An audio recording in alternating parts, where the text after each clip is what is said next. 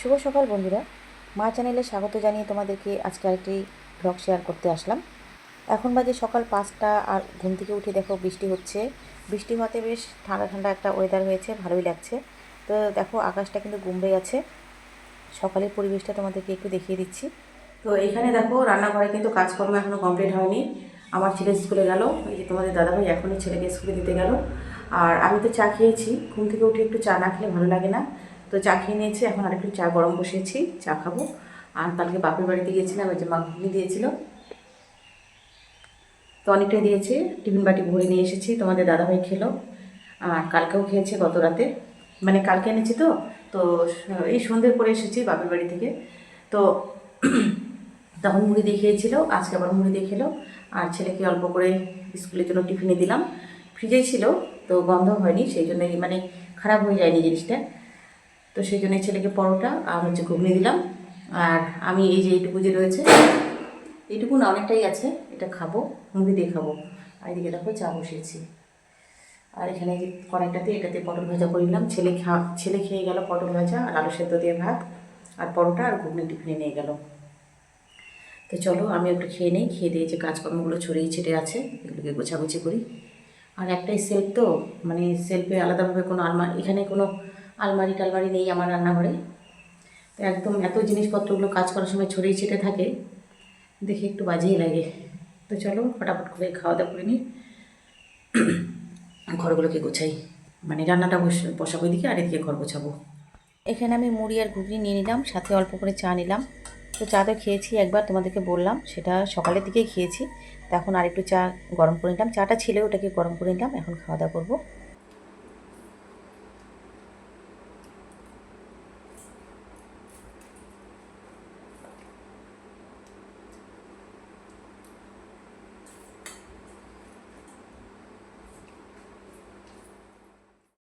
এখন বাজে সকাল 9টা, আর ঘর গোছানো কমপ্লিট হয়ে গিয়েছে। আর এখানে দেখো এখন আমি সবজি কাটতে বসলাম। আমার ছেলেকে ডিম সেদ্ধ, আলু সেদ্ধ আর বেগুন ভাজা দিয়ে ভাত খাওয়ালাম। তো ও তো সকালের দিকে সবজি খায় না, সেদ্ধ দিয়েই খাওয়া দাওয়া করে চলে যায় স্কুলে। আর এখানে এখন দেখো আমি আলু আর ঢ্যাঁড়স কেটে নিচ্ছি। সকালের দিকটা কিন্তু সবারই মোটামুটি কাজের চাপটা একটু বেশি থাকে। আর আমি যেই সকাল 6টার দিকে, 6টা থেকে সোয়া 6টার মধ্যে রান্নাঘরে ঢুকি, রান্নাঘর থেকে বেরোতে বেরোতে মোটামুটি 11:30 পৌনে 12টা কিন্তু হয়েই যায়। যদি দৌড়োদৌড়ি করে কাজ করি তবে 11:30 পৌনে 12টা বাজে। আর একটু যদি ঢিলেমি করে কাজগুলো করি তাহলে কিন্তু অনেকটা লেট হয়ে যায়। তো এখানে দেখো দুটো কড়াই রান্না চাপিয়ে দিয়েছি, এক জায়গায় বসিয়েছি মুসুর ডাল, এক জায়গায় ঢ্যাঁড়স আর আলু।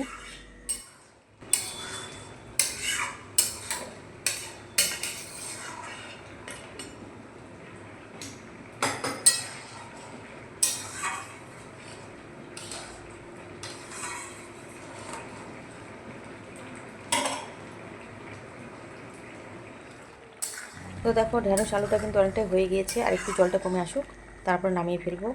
আর এখানে দেখো মুসুর ডালটা হয়ে গেছে, তো গ্যাসের জালটাকে কিন্তু আমি অফ করে দিয়েছি। আর ডালটা একটু গাঢ় ভাব করেছি, কারণ আমার না গাঢ় ডাল ছাড়া পাতলা ডাল খেতে ইচ্ছে করে না। তো সেই জন্য ডালটাকে একটু গাঢ় করে রান্না করেছি। আর এই যে এখানে দেখো, এখানে আছে কালকে যে বাড়ি গিয়েছিলাম, তো ঘুগনি এনেছি, তার সাথে এই যে দেখো এখানে কুয়াশের নাড়ু এনেছি। তো নাড়ু কিন্তু খাওয়া হয়ে গেছে, আর শুধু চারটা আছে। আর এখানে আমি করেছিলাম ভাপা দই। তো এই দইটা দুদিন থেকে ফ্রিজেই আছে, খাওয়া হচ্ছে না, ছেলেও খাচ্ছে না, তোমাদের দাদাভাইকেও দেওয়া হয়নি। তো এটা ভাপানো দই। আর এখানে দেখো এখানে কি আছে, এখানে আছে পটল ভাজা, পটল ভাজা, আর এই যে এখানে আছে ভাত। তো মোটামুটি রান্নাটা কমপ্লিটের দিকে। আর অল্প পাট শাক রয়েছে, ওটাকে খাওয়ার সময় একটু রান্না করে নেব। আর পাট শাক কিন্তু ছেলে খায় না, তোমাদের দাদাভাই খাবে, আমি খাবো। আর এখানে দেখো দুধ আছে, এটা বাসি দুধ, দুধটাকে একটু জাল করে নেব। আর আজকে দুধটা কিন্তু এখনও আনতে যাইনি, দুধ আনতে যেতে হবে। তো বন্ধুরা সারাদিনে তোমাদের সামনে আর আসতে পারিনি, চলে আসলাম সন্ধ্যের দিকে। তো সন্ধেবাতি করে নিয়েছি, সন্ধেবাতি করার পরে এই যে একটু চা না খেলে কি ভালো লাগে। তো আর বিকালের দিকে তো অনেকক্ষণ ঘুমিয়েছিলাম, তো একটু চা করে নিলাম, চা খাচ্ছি। এখন বাজে রাত্রি 8টা, চা খেয়ে নিয়ে আমি যাব রান্নাঘরে। তো বন্ধুরা দেখো চা খেয়ে নিয়ে কিন্তু আমি এই যে রান্নাঘরে অনেকক্ষণ আগেই চলে এসেছি। আর এখানে ডিম সিদ্ধ বসিয়ে দিয়েছি। তো ডিমগুলো প্রায় হওয়ার দিকে, আর ডিম একটা বোধহয় ফেটে গিয়েছে, যার জন্য ভেতরের অংশটা একটু বের হয়ে গেছে। আর ওই যে ওখানে ছোটো হাঁড়িতে ভাত বসিয়ে দিয়েছি, এখানে 5টা আম ছুলে নিলাম। এগুলো হাটের থেকে 2 দিন আগে তোমাদের দাদাভাই এনেছিল, ছোটো সাইজের আমগুলো, তবে আমটা কিন্তু মিষ্টি ছিল। আম দিয়ে এই যে মুড়ি মেখে নিচ্ছি। আর চিনি কিন্তু দিচ্ছি না, কারণ আমগুলো একটু মিষ্টিই আছে। এটা দেবো তোমাদের দাদাভাইকে আর ছেলেকে। আর আমার খাওয়ার ইচ্ছা নেই, তবে একটু মুখে দেবো, কারণ ভাত খেতে কিন্তু অনেকটা রাত্রি হয়ে যায় আমাদের, 10:30, 11:15। তো এই যে ভালো করে আম আর মুড়িটাকে মেখে নিচ্ছি। এই যে বাটিতে তুলে নিলাম, আর এই যে গামলার মধ্যে অল্প রয়েছে অবশিষ্ট, এগুলো আমি খাবো। এখানে ছেলের জন্য, এখানে তোমাদের দাদাভাইয়ের জন্য। তোমাদের দাদাভাইকে দিয়ে দিয়েছি, আর এই যেটা ছেলের জন্য ঘরে নিয়ে যাচ্ছি। তো ছেলে বই পড়ছে, ওখানেই দিয়ে আসি, কারণ স্কুলে কিন্তু প্রচণ্ড চাপ রয়েছে পড়ার। আর ভয়েসটা কেন দিচ্ছি না বলো তো, এখানে কথা বলে না, কথার যে আওয়াজটা এত জোরে আসে, মানে শুনতে ভালো লাগে না। তো ছেলে যে পড়ছে, ওকে দিলাম খেতে। তো বন্ধুরা, এই যে দেখো আমি ভাপা দই ভরেছি। তো দইটা না 2-3 দিন হয়ে গেল, খাওয়াই হচ্ছে না। ছেলেকে বলি, ছেলেও খেতে চায় না। কিন্তু এই দইটা খেতে খুব টেস্টি হয়। আমাদের দাদাভাইকেও দেওয়া হয়নি, আমিও খাইনি।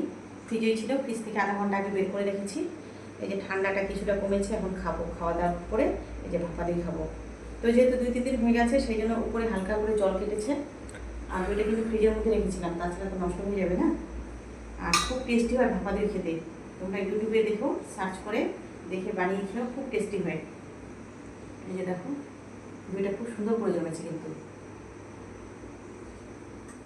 তো এখানে দেখো ডিমের ঝোল আর পাঁপড় ভাজা, এটাই আজকে ডিনার মেনু। বন্ধুরা, খাওয়া দাওয়া করে অনেকক্ষণ আগেই ঘরে চলে এসেছি, আর এখন মশারি করব, শোবো। আর একটু ভিডিও এডিট করে রাখবো। আজকে তো পুরো ভিডিও এডিট করতে পারবো না, ভালো লাগবে না। আর একটু খবর শুনবো, একটু ভিডিও দেখবো, তারপরে ঘুমাবো। ঘুমোতে ঘুমোতে কিন্তু আমাদের অনেকটা রাত্রি হয়ে যায়। তো চলো, আজকের জন্য এখানেই ভিডিওটা শেষ করে দিচ্ছি। তোমরা সকলেই ভালো থেকো, সুস্থ থেকো। আর দেখা হচ্ছে নতুন কোনো ব্লগে। আজকের জন্য সবাইকে টাটা, গুড নাইট।